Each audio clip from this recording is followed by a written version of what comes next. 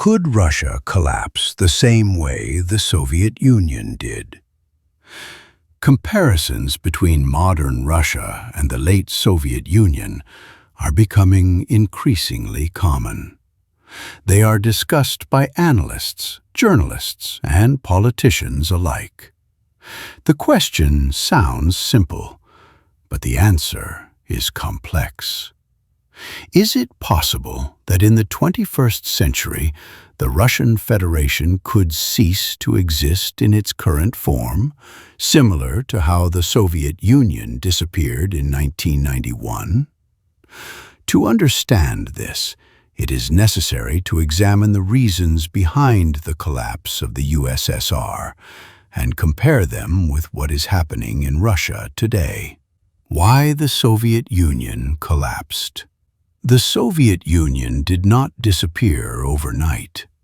Its collapse was the result of long-term processes that accumulated over many years. One of the key reasons was economic stagnation. The planned economy stopped delivering growth.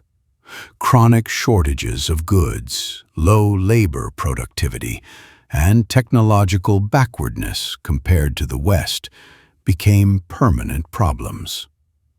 Another major factor was military overextension. The arms race, the maintenance of a massive army, and the war in Afghanistan drained the state budget while providing no tangible benefits to the civilian population. A third factor was national tensions. Formally, the republics had equal rights, but in practice, all key decisions were made by the central government. This created resentment and fueled demands for greater autonomy. An ideological crisis also played a critical role. People stopped believing in the communist project. When an ideology collapses, the state loses its internal justification for existence. The final factor was the weakening of central authority.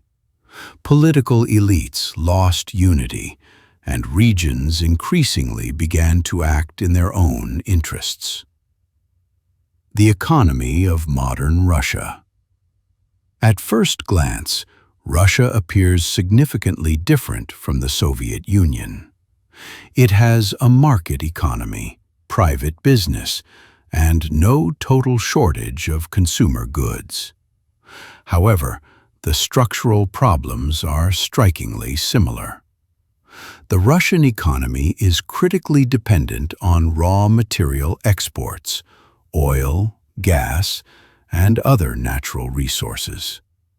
This makes the state vulnerable to external factors, including global market prices and sanctions. Sanctions have become a long-term pressure factor. Russia has lost access to parts of international financial markets, modern technologies, and investment. The effect is not immediate, but cumulative. Militarization of the economy plays a separate and important role. An increasing share of resources is directed toward war, the defense industry, and security services. This mirrors the late Soviet model, where military spending crowded out the development of the civilian sector.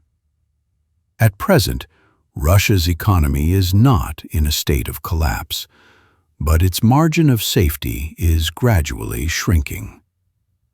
The state of society. Modern Russia differs from the late 1980s Soviet Union primarily in the level of control over society. The state has built a rigid, repressive system.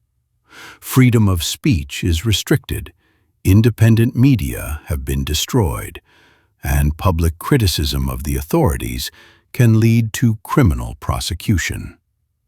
This helps suppress mass protests, but it does not eliminate the underlying causes of discontent.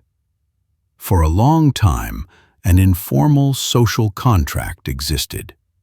Citizens were encouraged to stay out of politics in exchange for relative stability and a minimal level of well-being. The war has destroyed this contract. Mobilization, economic pressure, and rising casualties have directly affected millions of people. The absence of mass protests does not mean social unity. Historically, states more often collapse not during moments of emotional explosion, but when apathy and indifference take hold. The regional factor. The Soviet Union collapsed along the borders of its Union republics. Russia formally lacks such clear internal borders, but regional differences remain profound.